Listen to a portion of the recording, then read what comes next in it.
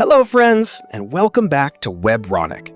Today, we're going to talk about something that sounds scary to a lot of people, calculus. Now, I know what you're thinking. Calculus? That heavy math subject with all those strange symbols? Yeah, that one. But here's the thing. Calculus is actually everywhere around us. And if you're learning software engineering or computer science, understanding what calculus really is can completely change the way you look at code. So in this video, I'm going to break calculus down in the simplest way possible. No complicated formulas, no scary equations, just plain English. And by the end, you'll understand not only what calculus is, but also how it powers almost every piece of modern software you use every day. So grab a cup of tea, get comfortable, and let's dive right in. Let me show you what calculus really means. All right, let's start with the basics. Calculus is really just the math of change. That's it. It helps us understand how things change and how they add up over time. Now, calculus has two main branches, and you can see them on the screen. On the left, we have differentiation. Think of differentiation as zooming in on a single moment. If you're driving a car and you want to know your exact speed at one precise second, that's differentiation. It tells you the rate of change at any given point. On the right, we have integration. This one is the opposite. Integration is about adding things up. If you want to know the total distance you traveled over a whole trip, you'd use integration. It calculates the total accumulation over time. So remember, differentiation zooms in, integration adds it all up. Two sides of the same coin. Pretty simple, right? Now let's see how this actually shows up in real life. Now, look at this. Imagine you're driving a car on a curvy road. Your speed is constantly changing. Sometimes you speed up, sometimes you slow down. Calculus is what helps us understand all of that. When your speedometer shows your speed at this exact moment, that's calculus at work, specifically differentiation. And when your car's trip meter shows how far you've traveled in total, that's integration doing the heavy lifting in the background. But it's not just cars. Calculus is used to track how water flows through pipes, how populations grow, how diseases spread, and even how the stock market moves. Anywhere there's change, calculus is there, helping us make sense of it.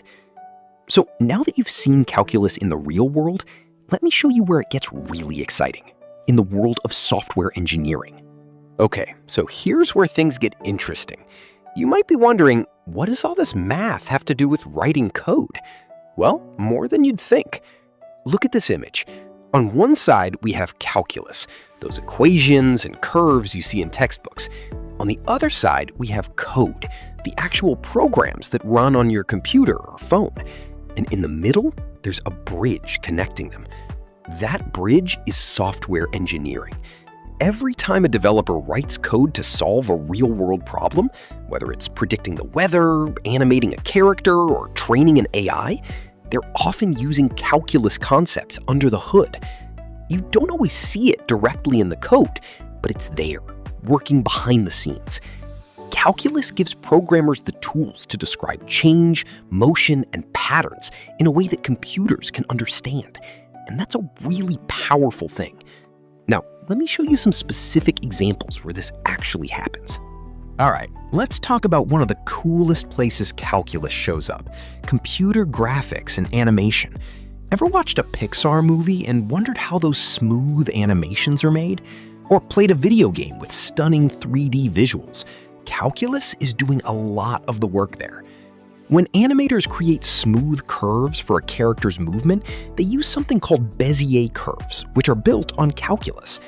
When light bounces off a 3D object and creates realistic shadows and reflections, that's calculus calculating how the light behaves on every surface. Even something as simple as zooming into an image or rotating a 3D model uses calculus to make sure everything looks smooth and natural. Without calculus, animations would look stiff, blocky, and unrealistic. So the next time you watch a beautifully animated movie or play a visually stunning game, remember, there's a lot of calculus making it all look magical. Now, let's move on to something even more modern. Now, this one is huge.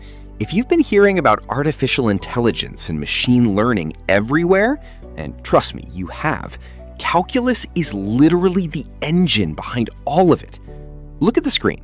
You can see a neural network, which is the kind of system that powers things like ChatGPT, image recognition, voice assistants, and self-driving cars. These systems learn by constantly adjusting themselves to get better at their tasks. And the way they adjust? Through a process called gradient descent, which is pure calculus. Gradient descent uses derivatives, which come from differentiation, to figure out the best direction to improve. It's like teaching the AI to slowly walk down a hill until it reaches the lowest point, which represents the best solution. Without calculus, machine learning simply wouldn't work. Every time an AI model learns something new, calculus is doing the math in the background. Pretty amazing, right? All right, let's keep going and look at one more exciting area. All right, gamers, this one's for you. If you love playing video games, you're gonna love this. Calculus is a huge part of game development, especially when it comes to physics engines. Think about it. When a ball bounces, a character jumps, or a rocket launches in a game, all of that movement has to feel realistic, and that realism comes from calculus. Game developers use calculus to simulate gravity, momentum, collisions, and even explosions. Every time you see something move naturally in a game, there's a physics engine running in the background, using calculus to calculate where things should go, how fast they should move, and how they should react to each other. So calculus isn't just about math class, it's about making virtual worlds feel alive. Now, let's wrap this up and talk about why all of this matters for you as a future software engineer. So here we are, at the end of our journey. Let's put it all together. Calculus is the math of change, and software engineering is all about building tools that deal with change, whether it's data, motion, images, or intelligence. You don't need to be a calculus expert to be a great software engineer, but having a basic understanding of it gives you a serious edge. It helps you think better, solve problems smarter, and understand how the most powerful technologies in the world actually work under the hood. Whether you want to build games, create AI models, design animations, or work with data, calculus plus code equals real power. So if you found this video helpful, make sure to hit that like button. Subscribe to Webronaq for more beginner-friendly tech tutorials, and drop a comment telling me which topic you'd like me to cover next. Thanks for watching, and I'll see you in the next one. Take care, friends.